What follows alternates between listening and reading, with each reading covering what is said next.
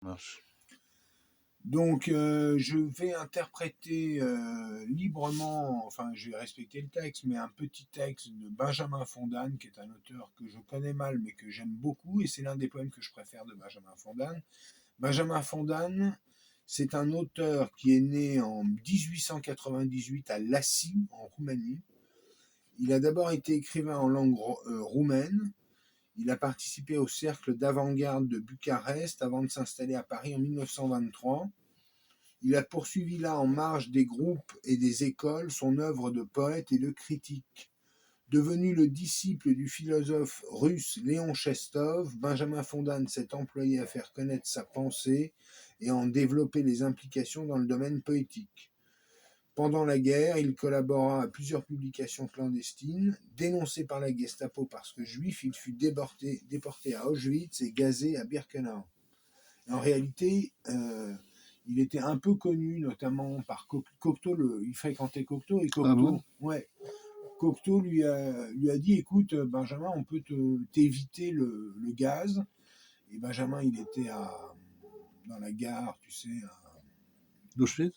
Non, la gare Drancy. Il était à Ah, Drancy. Drancy. Et Cocteau va le voir, il dit, écoute, on a appelé des huiles et on peut te sortir de là. Et Benjamin lui dit, mais ok, mais ma sœur. Ah, Et l'autre dit, ah non, ta sœur, on peut rien faire, elle a pas écrit de bouquin. C'est ça, c'est la réalité. Hein. Il dit, bah écoute, t'es gentil, mais il était pas angoissé, pas méchant. Il dit à Cocteau, bah ma sœur va mourir, je vais l'accompagner si tu veux. Donc il a pris le train avec sa sœur et il est mort à Birkenau. Et il a écrit ce très très beau poème qui s'intitule Préface en prose. À mon sens, c'est un des plus beaux poèmes qui ait jamais été fait. C'est un poème très simple et très très beau sur l'humanité. C'est à vous que je parle, homme des antipodes.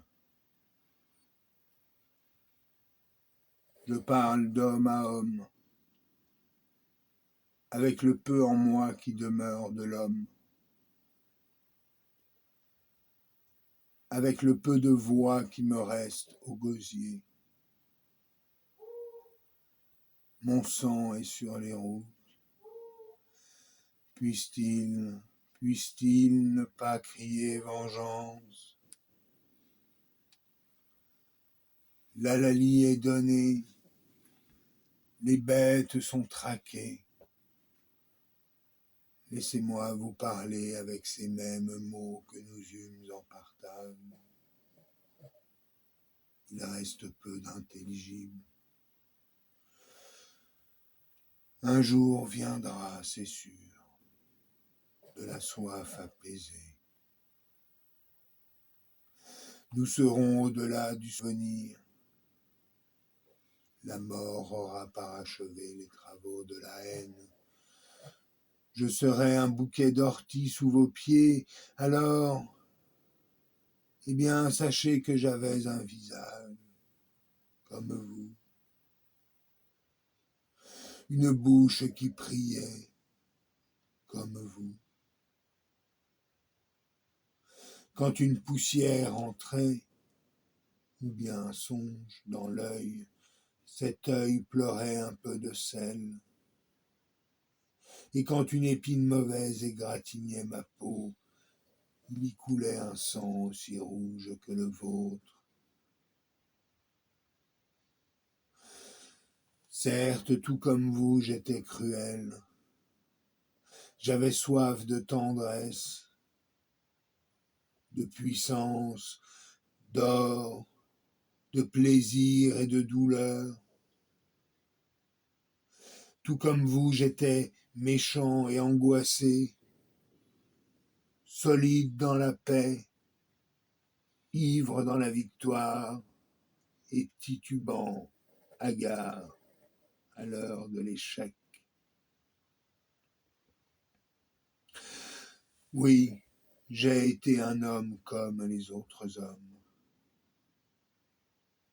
nourri de pain, de rêves, de désespoir. Et oui, j'ai aimé, pleuré, j'ai haï, j'ai souffert, j'ai acheté des fleurs et je n'ai pas toujours payé mon terme. Le dimanche, j'allais à la campagne, pêcher sous l'œil de Dieu des poissons irréels. Je me baignais dans la rivière qui chantait dans les joncs et je mangeais des frites le soir. Après, je rentrais me coucher fatigué, le cœur las et plein de solitude, plein de pitié pour l'homme, cherchant en vain sur un ventre de femme cette paix impossible que nous avions perdue naguère dans un grand verger où fleurissait au centre l'arbre de vie.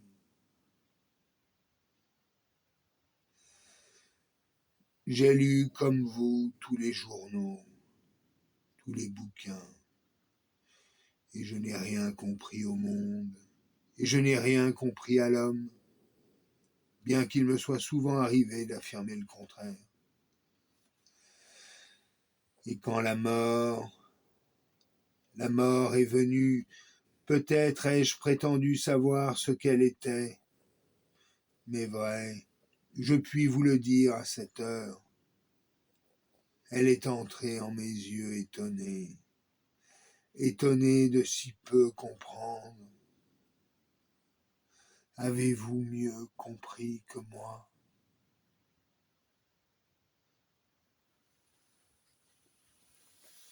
« 1942, Benjamin Fondane, Paris, il habitait rue Place Benjamin Fondane, aujourd'hui dans le 5e, à côté de la rue d'Ulm, dans ce coin-là. Enfin, pas de la rue d'Ulm, mais pas très loin. Ah bah c'est pas très loin de la rue Vauclair. Là, vous avez un chien qui dort et qui ronfle. Hein, Speedy, tu ronfles.